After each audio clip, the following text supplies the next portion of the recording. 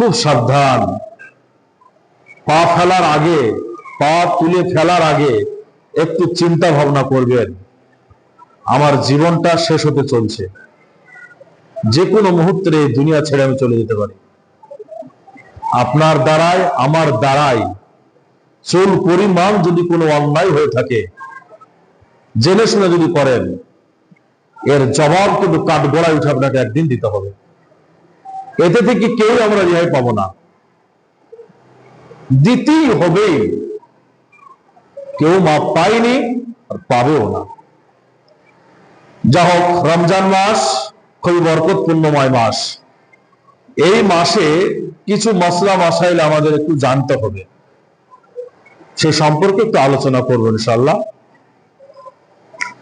আল্লাহ রাব্বুল আলামিন আমাদের পূর্বপুরুষ, অর্থাৎ আমাদের পূর্বে যত ঈমানদার এসেছিল, মুসলমান এসেছিল, মুমিন এসেছিল, আল্লাহ তাদের প্রতি রোজা সেম এইভাবেই ফরজ করেছিলেন। আল্লাহ পাক আমাদের উপরও এই সিয়াম, এই রোজাকে তিনি ফরজ করেছেন, 1 মাস রোজা ফরজ করেছেন। কোন মানুষ ইচ্ছে করে যদি কোনো মানুষ রোজা না করে, সিয়াম পালন না করে, আল্লাহ রাসূল সাল্লাল্লাহু আলাইহি ওয়াসাল্লাম বলেছেন, সুস্থ অবস্থায় যদি কোনো মানুষ রোজা না করে, আল্লাহ রাসূল সাল্লাল্লাহু আলাইহি ওয়াসাল্লাম বলেছেন, ওই ব্যক্তি জানে আমার ঈদগাহের ময়দানে জানে প্রবেশ না করে, জানে না আসে। সুস্থ শরীরে সে ইচ্ছে করে রোজা করে না, করলো না, ওই মানুষটা জানে আমার ঈদগাহের ময়দানে দেবে না আসে। কেন? ঈদগাহটা এমন একটি জায়গা, সেই দিন পুরস্কার বন্টন করবেন আল্লাহ রোজাদারদেরকে। তাহলে মেহমান হিসাবে রোজাদাররাই ঈদগাহর ময়দানে আল্লাহ পাক আসার অনুমতি করেছেন। তোমরা আমার কাছে মেহমান, শ্রেষ্ঠ মেহমান। তোমরা 1 মাস সিয়াম পালন করেছো, আমার হুকুম পালন করেছো, আজ পরিপূর্ণ তোমাদেরকে আমি আমার নিজ হাতে আমি তোমাদেরকে আমি দান করব। আমি আমার কুদরতি হাতের দ্বারাই আমি তোমাদেরকে দান করব। সে দানটা কি? আল্লাহ বলেছেন, আমি তোমাদেরকে একদম ক্ষমা করে দিলাম, আগে এবং পেছনে কোনই গুনাহ থাকবে না, নিষ্পাপ বানিয়ে দিলাম। 1। 2 নম্বর, বিনা হিসাবে জান্নাত দান করব। 2। 3 নম্বর, রায়হান নামক দরজা রেখেছি, এই দরজা দিয়ে আমি তোমাদেরকে প্রবেশ করাবো, তোমাদেরকে চিরকাল জান্নাত দান করব। এটা আল্লাহ বলেছেন। এখন যদি যে ইচ্ছে করে রোজা করেনি সেও যদি এসে বসে থাকে, তাহলে সে জুলুম করলো। কার প্রতি? নিজের নাফসের প্রতি জুলুম করলো।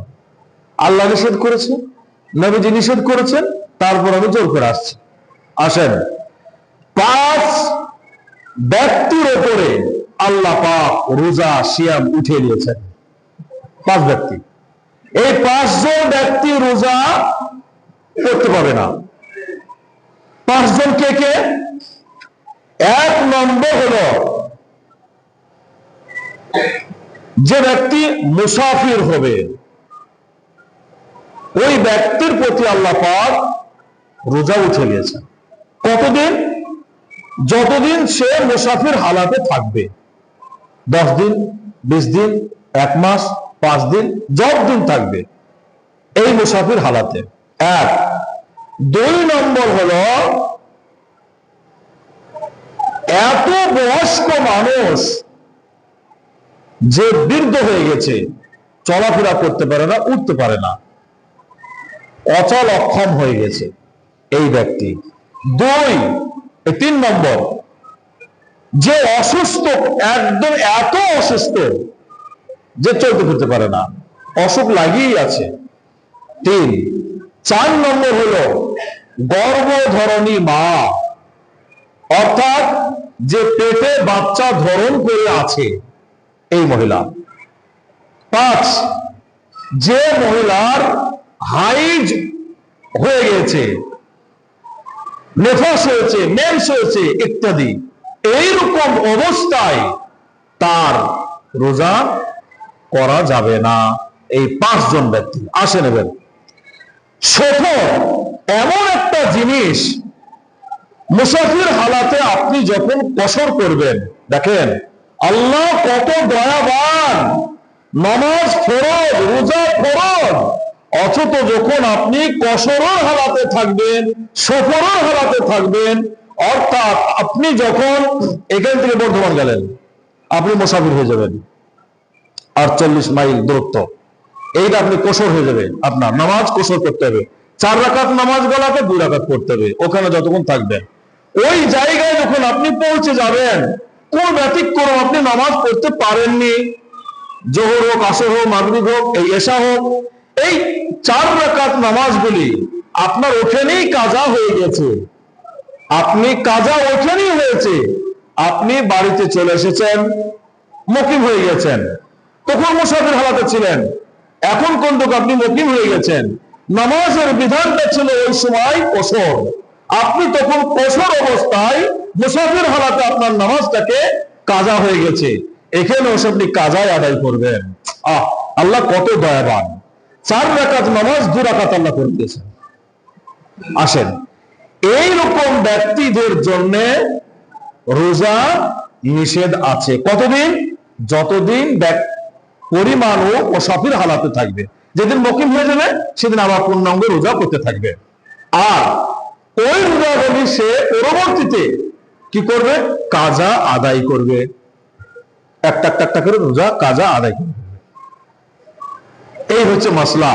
এক, এত বৃদ্ধ, এত বয়স্ক হয়েছে, এত বয়স্ক যে চলতে পারে না, প্যারালাইজ হয়ে গেছে, তার স্মরণ শক্তি আছে, রোজা করার মতন ক্ষমতা নাই, বলছে এই ব্যক্তিকে রোজা করতে হবে না। তাই কি করবে? ওই ব্যক্তি প্রতিদিন ফিদিয়াতুন তা'আমুন মিসকিন, প্রত্যেক দিন একটা মানুষকে রোজা করাবে। অর্থাৎ সেহরি থেকে শুরু করে, আপনার ইফতার থেকে শুরু করে একবার সেহরি পর্যন্ত 3 বার আপনি যাবার খাবেন, তবার তাকে খাওয়াবেন, মানে বানাটি ভাবে যতদিন রোজা চলবে, যতদিন ও অসুস্থ অবস্থায় পড়ে আছে, ওই ব্যক্তি এই কাজটা করবে। তাহলে কি হবে? ওই ব্যক্তি রোজার সব পাবে। যদি কোনো সময় সুস্থ হয়ে যায়, পরবর্তীতে সে রোজা কাজা আদায় করবে। 3 নম্বর, এমন কিছু অসুখ আছে যে অসুখ বলা কোনদিনের জন্য ভালো হবে না। যেমন যারা হাঁপানি রোগ, হাঁপানি মানুষ, শ্বাস নিঃশ্বাস নিতে পারে না, ওষুধ খেতে হয়, গ্যাস টানতে হয়, মরেও বেশি, মানে মারা বলতে আল্লাহ তার ভালো মন্দ জানেন, কিন্তু সে সময় কিছুক্ষণের জন্য হয়তো ভাববে যে আমি মনে হয় মারা দেবো, আমি মনে হয় কষ্ট পাচ্ছি। এই মানুষগুলা যদি এরকম হয়, তাহলে এরা রোজা করবে না। ওই একই মশলা, যদি কোনদিন পারে যে সুস্থ আমি হয়েছি, কাজা আদায় করবে, না হলে সে করবে না, ওই ফিদিয়া করে দেবে। 4 নম্বর, যে নারী পেটে বাচ্চা থাকবে, ওই নারী রোজা করবে না। কতদিন করবে না? ওই নারী তো 10 মাস 10 দিন পেটে ধারণ করবে বাচ্চা, তাহলে তো ওই নারী আবার বাচ্চা হওয়ার পরে আবার তো রোজা চলে আসবে।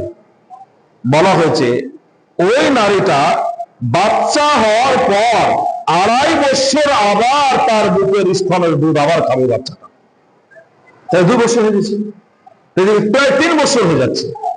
3 বছর কি করে রোজা করবে? এখন দেখেন আল্লাহ কত আমাদেরকে ভালোবাসেন। ওই ব্যক্তি কি করবে? ওই ব্যক্তি বলা হয়েছে রোজা করবে না, অতদিন পর্যন্ত করবে না যতদিন পর্যন্ত পেটে বাচ্চা ধারণ করবে, সে রোজা করবে না। তারপরে আবার বাচ্চা হবে, বাচ্চা হওয়ার পর তার বুকের স্তরের দুধ খাওয়াবে। ওই নারীটা যদি এরকম বুঝতে পারে যে আমার রোজা করতে গেলে বাচ্চা দুধ পাবে না, অর্থাৎ বাচ্চা দুধ পাচ্ছেও না, বাচ্চার কষ্ট হচ্ছে, এই ব্যক্তি রোজা করবে না। আল্লাহ বলেছেন আমি তোমাকে বাচ্চা মানুষ করার জন্য এ দায়িত্ব বানিয়েছি তোমাকে, সুতরাং এটাও আমার একটা হুকুম, সুতরাং ওই হুকুমটাও তোমাকে পালন করতে হবে।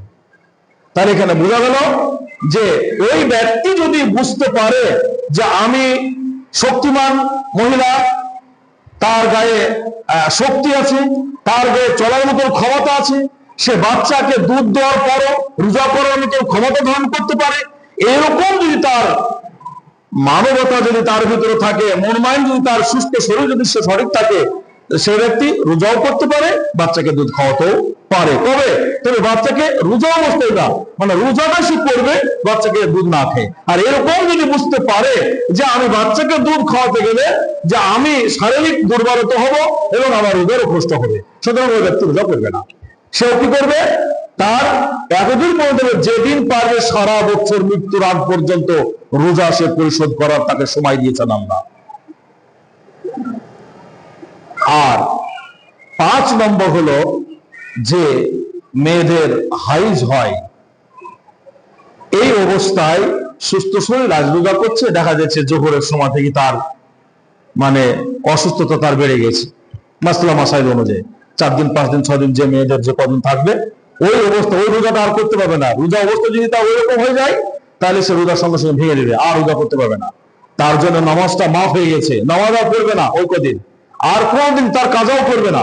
কিন্তু রোজাটা পরবর্তী যখন সুস্থ হয়ে যাবে সে ওই রোজার মাস থেকে, অর্থাৎ ওই শুরু রমজান মাস থেকে শুরু করে সামনে রমজানের আগ পর্যন্ত সে রোজাকে কাজা আদায় করবে, এতটা তার সময় আল্লাহ পাক তাকে দিয়েছে।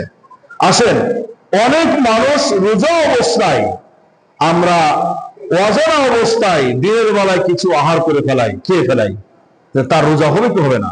মশলা এসেছে, অজানা অবস্থায় যদি আপনি খেয়ে ফেলান, আপনি জানেন না, আপনি ধরেন রোজায় আছেন কিন্তু আপনি একদম বুঝতে পারেননি যে আমি এটা রমজান মাস চলছে বা আমি রোজা আছি, আপনি কিছু খেয়ে ফেলাচ্ছেন, খাওয়ার কিছুক্ষণ পর আপনার মনে পড়েছে আমি তো রোজা আছি, আমি খেয়েছি, কি করবেন?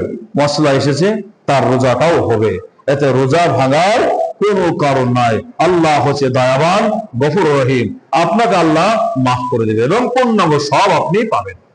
মহাতারাম বুজুর্গ দোস্ত আজিজ, এই রমজান মাসের সিয়াম সাধনা আমরা সঠিকভাবে যেন পালন করতে পারি। রমজান মাসের যে মশলা মাসাইল আছে এগুলা আমাদেরকে মেনে চলতে হবে। অনেক সময় অনেক যুবক পুরুষদের দেখা যায় আপনার দিনের বেলাতে ধরেন ঘুমিয়ে আছেন, তার দেখা যায় নাইট ফলস হয়ে গেছে, স্বপ্নদোষ হয়ে গেছে, রোজা আছে। অনেক মানুষ আমাকে জিজ্ঞেস করে তাহলে এখন তার রোজাটা কি হবে, নষ্ট হয়ে যাবে? বলছে না, এতে কোনো রোজা ভাঙবে না, নষ্ট হবে না। এটা হতে পারে, কিন্তু রোজা অবস্থায় স্বামী স্ত্রী আলিঙ্গন করা যাবে না, চুম্বন খাওয়া যাবে না, এগুলা থেকে বিরত থাকতে হবে। রোজা